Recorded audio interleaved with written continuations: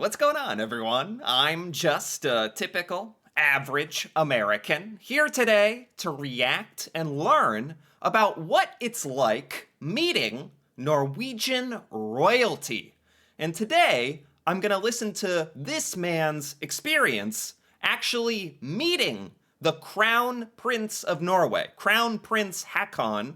He actually got to talk to him and meet him, and I'm very, very curious what that experience was like. Because as Americans, we have a very stereotypical view of royalty. Since we don't have royalty, we don't know anything about royalty or kings and queens. And when we think of royalty as Americans, like, they seem very unrelatable. Like, where with crowns, sitting on a throne, like in a castle, just very unrelatable. And apparently, this guy's story is totally different than that stereotype. And I'm really interested to see what royalty in Norway is actually like in real life. So, with that being said, let's take a look. The monarchy is there to represent Norway Right. and inspire the Norwegian people. They don't enrich themselves or tip the scales for their own benefit, much like we see in other monarchies in other countries across the world. So, Right. I mean, I have a little experience with this because I've learned about King Harold. And he's really, really well liked in Norway. I know that. And he seems really, really normal. Like, he goes out in public, and I think he likes to, like, go boating or on a ship. Seems like a really nice, normal guy for being a king. And I think that's really unique. Something about Norwegian culture where even the royalty is normal and likable, which is real. I didn't know there was any royalty like that. I didn't know that was possible to be in such a prestigious position and end up kind of normal. And I'm interested to see if this guy had that same experience with the prince. so while this table was surrounded by many of Norway's up-and-coming businessmen and businesswomen, it wasn't to push her own agenda or gain a royal favor. Oh. No. It was meant to be a much more casual affair, and it was really about joint problem solving. So this guy was invited to like a business lunch or business dinner where him and a lot of other important people are gonna like have a meal with the crown prince, which is pretty amazing. And he's already saying that the whole general feeling was kind of different than what you would expect or what I would expect. I would expect everyone is there to grovel to the prince, to ask for favors, to get in his good graces. But that doesn't seem to be the case either, which is really, really nice to hear, actually. Kind of surprising. Which, by the way, is very Norwegian. Still, I was nervous. As an American, I don't exactly have much experience with nobility. You could say that Yeah. we've spent the last 200 years moving away from the concept altogether. Right. So how is this going to work? Exactly. He's an American as well, so I can really relate to what he is saying. I don't know how to behave around royalty. Like, I'd be scared, to be honest. we stand on a red carpet? Do I bow? Right. Do I kiss the ring? Get on one knee? Like, how far does this royal stuff go? When we meet, is he going to, like, take a sword and touch it to each shoulder? Maybe I should wear a sword. I mean, he is a Viking prince, after all. Yeah. I was really thankful to learn that I didn't have to worry about any of that. Okay. This was not a state visit from a foreign country kind of event. It was just breakfast, where the prince also happens to be. We arrived. Breakfast. Oh, just so it was a breakfast. And no big deal. Just breakfast with the Prince of Norway. That'd be very difficult to just be calm. Even though it does feel like it's a very Norwegian thing that people aren't so obsessed with their power and position. I'm sure that exists to some extent. Like, it's gotta, right? We're all human beings. But visiting the royalty in Norway seems a lot more approachable somehow. Arrived at the state, and we were immediately given a glass of champagne. That can only help with the nerves. Our small group chatted in what I presume was one of the many rooms for entertaining guests, and we waited for the prince's arrival. You know, in Right. Norway, things almost always start on time, and Norwegians in general are very punctual people. But the Okay. crown prince was running late. And although I suppose if there's anyone in Norway that can be allowed to be late, it would be him. Soon enough, Yeah, okay. So Norwegians are very punctual, on time. That's very, very different to America, by the way. That's like the opposite. Norwegians are actually on time. That's amazing. I didn't know people could do that, being an American here. But the crown prince was a little late. It's okay. I'm sure he's busy. You know, I'm sure it's important stuff going on. Okay. enough though, he had arrived, he said his quick hellos, and he encouraged us all to head to the table. There, he said, everyone grab a plate and head to the buffet. Yep, even at the royal house, it was still a serve yourself kind of thing. A nod. That'd be so bizarre to meet like a prince and they're just like, hey, hi everyone. All right, let's grab a plate and head to the buffet. Like, I'd be like, what is going on? What the heck? That's not what I expect. So casual. But it seems very friendly, honestly. Like, he's just acting like a normal person, which I really, really like. Yep, even at the royal house, it was still a serve yourself kind of thing. A nod to the humble and do it yourself attitude found all over Norway. I sat down to Right. find a note card with my name on it, which I thought was a nice fancy touch. And like any Nice. good tourist, I took the card home with me as a souvenir.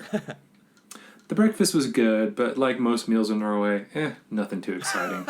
The talks around the table, however, were, with everyone getting equal opportunity to share their thoughts. This is Norway, after all. No one was allowed to dominate the conversation. Wow. I mean, I'm learning a lot about just Norwegian social etiquette here. He's really emphasizing how in Norway, people are a lot more respectful, it feels like. Everyone is given their time to speak. No one tries to be the most dominating, most important voice, which in America, you're almost encouraged to take control and make yourself known and steer the conversation. People look up to you and respect you and they're like, "Oh my, wow. Like look at them. They're just they know all the answers and they're whoever's talking the most is almost rewarded." In America, it feels that way. Whereas in Norway, feels like you're just rewarded for contributing and being respectful, which I really like. I much prefer that, actually. In America, if you're not super extroverted or super talkative, you might have something really, really important to contribute, but you might not get your opportunity, which can be detrimental to everyone. So anyway, this part of Norwegian social etiquette is honestly fascinating to me as well. As much as perhaps maybe I'd like to. As the breakfast wrapped up, I had the chance to talk to the Crown Prince Haakon for a few minutes one-on-one. I noticed that when he shook my hand, he had on his wrist what can best be described as hippie bracelets. Coming from California, I What bracelets? So he actually got to talk to the Crown Prince Haakon one on one, which is pretty amazing to me. I think in a lot of other royalty wouldn't bother to meet everyone one on one. The Crown Prince of Norway did, spoke to him. He was wearing bracelets. I have no idea what that means. Seems cool. was very familiar with these, although normally you would find them on, let's say, a surfer and not the Crown Prince of Norway. I later learned that, like many Norwegians, the Crown Prince had attended Berkeley University in Northern California. Oh, This is perhaps our most hippie school in the entire country, so maybe that's where those bracelets came from. At the the Crown Prince of Norway went to Berkeley in the United States? I did not know that. So he must be very familiar with American culture. And he has bracelets that he might have got there. Okay, that's cool. the same time, it was so nice and humbling to see him wearing something other than what I perhaps expected, Yeah. royal fancy jewelry. Yeah, exactly. Not a crown, not golden bracelets, but like these little strings. That, like a personal self-expression.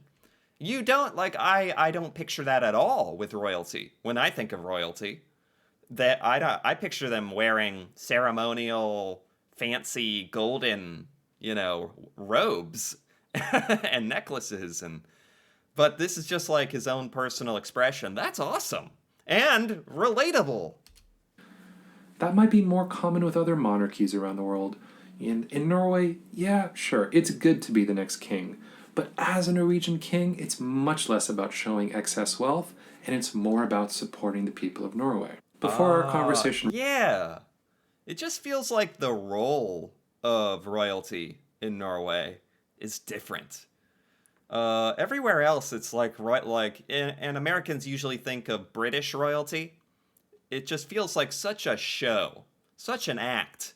Everyone's dressed up in castles, waving, like doing ceremonies. Like, it's very hard to relate to. And in Norway, hearing these stories about, you know, just having breakfast with the prince, he's wearing like colorful bracelets, like everyone's getting to talk. It's honestly very refreshing and speaks, I think, to Norwegian culture in a really, really good way. A really good way. That is how Norwegian royalty is expected to behave. Like they're a person. Like they're your equal. They're there to just represent you and not to be superior to you. Like other places, it feels like that. That's great. wrapped up, the crown princess, Mette Marit, entered the dining room. Oh, Now, I've probably seen way too many Disney movies, and I was perhaps expecting too much. Maybe, say, her descending down a crystal staircase, or maybe being right, surrounded by small right, woodland creatures. right. I mean, it sounds funny, but as Americans, this is the only exposure we get to seeing royalty. Is like British royalty and like movies and cartoons. Norwegian royalty is totally shattering my expectations, my preconceived notion of royalty. But no, she was actually in a very kind of simple, I guess the best way to describe it is a jumpsuit. Huh. And much to my surprise, she had dirt all over her. Yes, the Princess of Norway was covered in dirt. Dirt. But it seems that she'd actually been out there in the morning tending to the garden. Tending to the garden. That's what I like to hear. Like a normal person. She even showed up to the breakfast covered in dirt. I am really, really enjoying this story, actually. It's like getting to share an intimate experience with Norwegian royalty. And they seem so much more normal than I would think. And while it's probably safe to assume she has many people helping her with such a large garden, it was a really nice and humbling experience to see that in Norway, even the princess doesn't mind rolling up the sleeves Yeah. and putting in the work. Yeah. After that, we wrapped up things and we made our way home to Oslo and left the estate. I remember leaving that day feeling a new understanding for the Norwegian way. I expected to be impressed with all the opulence of royal life, but instead I discovered that Norwegian values of equality and modesty, well, they go all the way to the top. This was an excerpt from my book. Okay, and that's the end of that video. That is fantastic. Exactly what he's saying. Exactly. Like, that experience and hearing about that experience changes like how I view Norwegian culture.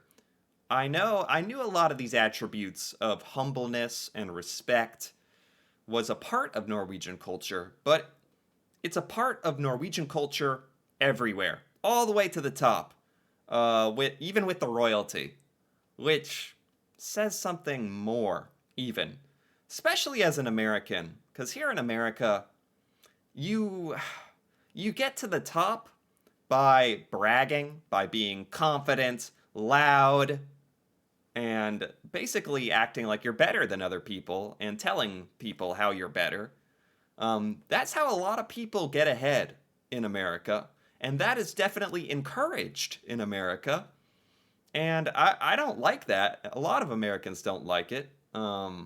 if that's not your personality. And it feels like in Norway, there's a lot more respect and acceptance and in all facets of Norwegian life. And that's just so refreshing to learn about, honestly. So refreshing.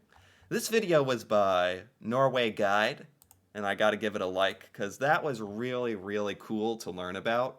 Someone who's actually met Norwegian royalty face to face, and is just like, according to him, they're just normal people. Have breakfast, work in the garden, wear clothing that they want to wear. Totally shattered my idea of royalty, actually. I think Norway's pretty unique in that respect, though. And I love it. I love it. I really enjoyed this. So, anyway, if you enjoyed this as well, feel free to give this video a like or leave a comment, perhaps with your opinion on Norwegian royalty and all the things we talked about here today. That'd be fascinating to hear about. And if you're interested in more videos like this, me reacting to Norway and Norwegian culture, feel free to subscribe for more. And until then, thanks for watching, and see you next time.